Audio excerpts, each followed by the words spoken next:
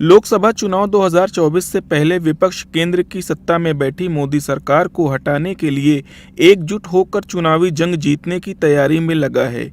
पिछले दिनों बिहार की राजधानी पटना में हुई विपक्ष की बैठक के बाद अब समाजवादी पार्टी के प्रमुख अखिलेश यादव ने तेलंगाना के मुख्यमंत्री के चंद्रशेखर राव से मुलाकात की है। हैदराबाद पहुंचने पर बीआरएस नेताओं ने सपा सुप्रीमो अखिलेश यादव का स्वागत किया। इससे पहले अखिलेश यादव ने मीडिया से बातचीत करते हुए कहा कि अभी तो ये सिर्फ मुलाकात है, इसके बाद ही कुछ बता पाऊंगा, लेकिन हम सभी का लक्ष्य एक है कि देश की सत्ता से बीजेपी को बाहर किया जाए। हम सभी लोग मिलकर बीजेपी को हटाना चाहते हैं। अभी तो मुलाकात है, मुलाकात के बाद ही कुछ बता पाऊंगा मैं, लेकिन एक लक्ष्य है सबका कि देश से बीजेपी जाए। लक्ष्य एक है, जैसे सत्य नहीं बदल सकता है और लक्ष्य भी नहीं बदल सकता कि हम सब लोग मिलकर के बीजेपी को हटाना चाहते हैं। बता दें कि अखिलेश यादव समेत बिहार के सीएम नीतीश कुमार विपक्ष के नेताओं को एक मंच पर लाने की कोशिश में लगे हैं। इससे पहले भी अखिलेश यादव दिल्ली के मुख्यमंत्री अरविंद केजरीवाल, पश्चिम बंगाल की सीएम ममता बनर्जी समेत कई नेताओं से 1-to-1 मीटिंग कर चुके हैं।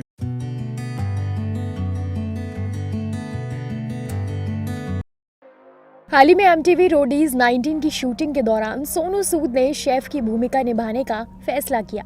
उन्होंने एक्टर रिया चक्रवर्ती सहित क्रू के लिए डोसा और भटूरे तैयार किए और परोसे।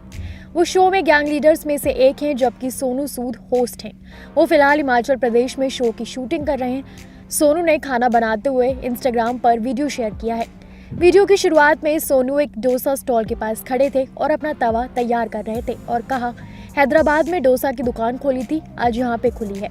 फिर उन्होंने रिया चक्रवर्ती को इनवाइट किया और उनसे पूछा कि क्या वो डोसा खाना चाहती हैं। रिया ने जवाब दिया, आप बनाएंगे तो क्यों नहीं खाऊंगी। फिर एक्टर ने उनकी डोसे में स्टफिंग की पसंद पूछी और रिया आलू मैश के बिना सादे डोसे की मांग की। सोनू ने उन्हें आश्वासन दिया, इतनी बड़ी स्टार आई है इसलिए डोसा निश्चित रूप से उतना ही क्रिस्पी होगा जितना वो चाहती हैं। रिया ने सोनू के डोसे की कीमत भी पूछी, लेकिन उन्होंने कहा, अरे फ्री में है, ले जाओ। रिया को एक प्लेट सौंपने के बाद सोनू ने एक दूसरे व्यक्ति को भी बुलाया और उसे एक मसाला डोसा सौंपने से पहले कहा, ये चीन से देख, यहाँ सिर्फ डोसा खाने आई है। उन्होंने कुछ भटूरे भी बेले और तले।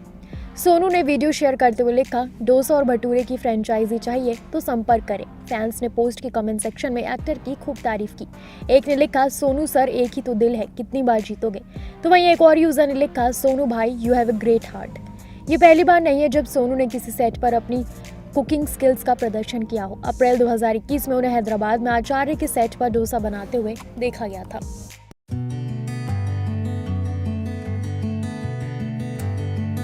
दिल्ली नगर निगम की आमदनी में इजाफा हुआ है। इस बार फर्स्ट क्वार्टर में ही नगर निगम का प्रॉपर्टी टैक्स 1113 करोड़ रुपए रहा है, जो कि पिछले 4 साल की तुलना में सबसे ज्यादा है। इस बार 7.17 लाख टैक्स पेयर ने पेमेंट किया है। यह आंकड़ा भी पिछले सालों में बड़ा है, जिसको लेकर आम आदमी पार्टी ने कहा कि ऐसा सिर्फ इसलिए हुआ है क्योंकि MCD में उनकी सत्ता है। दिल्ली के लोगों ने MCD के अंदर एक ऐसा कमाल किया है जो शायद आज तक कभी नहीं हुआ। MCD में 15 साल तक भारतीय जनता पार्टी का शासन रहा और चारों तरफ भ्रष्टाचार ही भ्रष्टाचार रहा। भ्रष्टाचार का आलम यह है कि पूरी दिल्ली के अंदर जो पेड़ों की छटाई होती है, वो छटाई करने में मुश्किल से 20 से 25 मशीनों की जरूरत पड़ती है। उस मशीनों के भी खरीदने के पैसे नहीं थे। तो वहीं बीजेपी ने आम आदमी पार्टी पर निशाना साधा और कहा कि केंद्र सरकार के पैसों से MCD का काम चल रहा है। आम आदमी पार्टी केवल झूठ बोल रही है और अपने चेहरे को चमका रही है। पिछले 5 साल में लगभग 1868 करोड़ रुपए इन्होंने विज्ञापन पे खर्च किया। लास्ट 5 ईयर में 1868 करोड़। और अगर इसको पर डे के हिसाब से कैलकुलेट करें, 1 करोड़ 20 लाख रोज के 5 साल।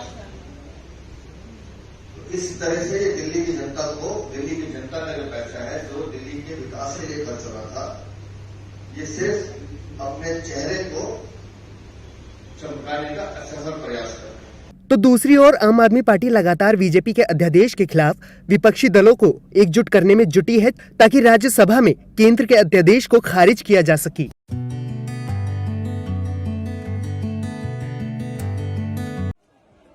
मणिपुर में 3 मई से कुकी और मैतेई समुदाय के बीच हिंसा जारी है। इम्फाल से लगभग 70 किलोमीटर दूर रात भर चली गोलीबारी में कम से कम 5 अन्य लोग घायल हो गए हैं। इससे पहले 2 जुलाई की सुबह विष्णुपुर सीमा पर फिर से 2 समुदाय के लोग भिड़ गए थे। इस हिंसा में 3 लोगों की गोली मारकर हत्या कर दी गई और चौथे का सिर काट दिया गया था। वहीं इस बीच अच्छी खबर ये आई है कि 2 महीने बाद कुकी समुदाय के लोगों ने नेशनल हाईवे 2 को खोल दिया है। सीएम एन वीरेंद्र सिंह ने कुंभी विधानसभा सीट के अंतर्गत घटनास्थल का दौरा किया और स्थानीय लोगों को पूरी सुरक्षा देने का वादा किया। इस बीच कुकी समुदाय की ओर से आर्मी प्रोटेक्शन की मांग को लेकर सुप्रीम कोर्ट में सुनवाई हुई। कोर्ट ने मणिपुर सरकार से राज्य में जातीय हिंसा को रोकने के लिए उठाए गए कदमों को लेकर 1 हफ्ते के अंदर स्टेटस रिपोर्ट मांगी है। मामले पर अगली सुनवाई 10 जुलाई को होगी। मणिपुर में हिंसा को देखते हुए 30 जून को मुख्यमंत्री एन वीरेंद्र सिंह कुर्सी छोड़ने वाले थे। वीरेंद्र सिंह ने राज्यपाल से मिलकर इस्तीफा सौंपने का मन बना लिया था। तभी सैकड़ों महिलाएं इम्फाल में राजभवन के सामने पहुंची। महिलाओं ने वीरेंद्र सिंह के इस्तीफे न देने और हिंसा फैलाने वालों के खिलाफ सख्त एक्शन लेने की मांग की। तो वहीं कांग्रेस ने एक बार फिर एन वीरेंद्र सिंह को इस्तीफा देने की मांग की और दिल्ली में विरोध प्रदर्शन किया। कांग्रेस पार्टी की ओर से हम ये मांग करते हैं और करते रहेंगे कि मणिपुर के मुख्यमंत्री का इस्तीफा जल्द से जल्द ले लेना चाहिए। कल जो ड्रामा घटा इम्फाल में वो दर्शाता है कि बीजेपी के हाईकमांड, प्रधानमंत्री, गृह मंत्री स्थिति के काबू में नहीं है। गृह मंत्री भी मणिपुर गए हैं और उसका कोई सकारात्मक असर नहीं देखने को मिला है। बता दें, हिंसा में अब तक 130 से अधिक लोगों की मौत हो चुकी है। वहीं 419 लोग घायल हुए हैं। करीब 65,000 से अधिक लोग अपना घर छोड़ चुके हैं। आगजनी की 5,000 से ज्यादा घटनाएं सामने आई हैं। 6,000 मामले दर्ज हुए हैं और 144 लोगों को गिरफ्तार किया जा चुका है।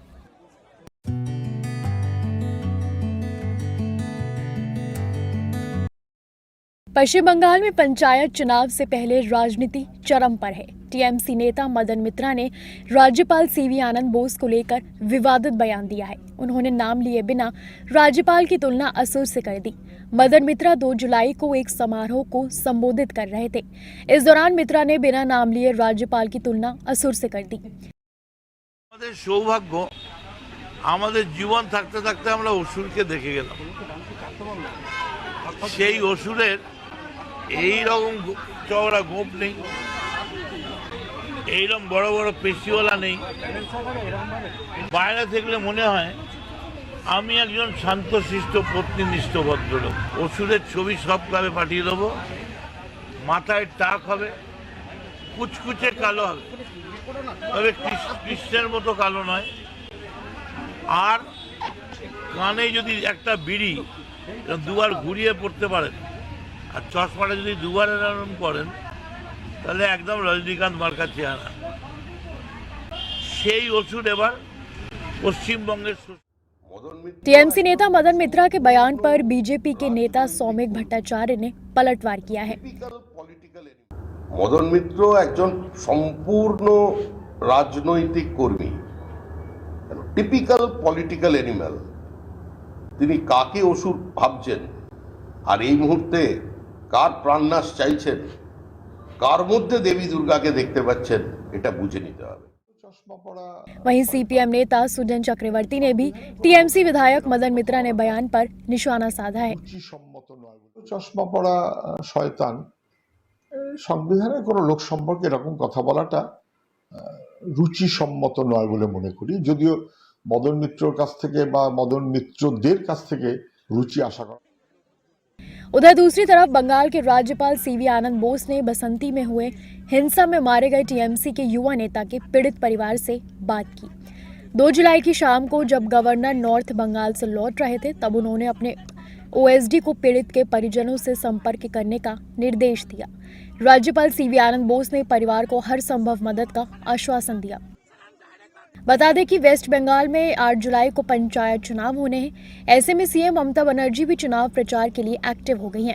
इससे पहले 27 जून को सिलीगुड़ी के पास हेलीकॉप्टर की इमरजेंसी लैंडिंग के दौरान विमान से हड़बड़ी में उतरते वक्त ममता चोटिल हो गई थी, जिसके बाद डॉक्टर्स ने उन्हें स्वस्थ होने तक अस्पताल में रहने की सलाह दी थी, लेकिन उन्होंने इसे अस्वीकार कर दिया। Subscribe now and press the bell icon. Never miss an update.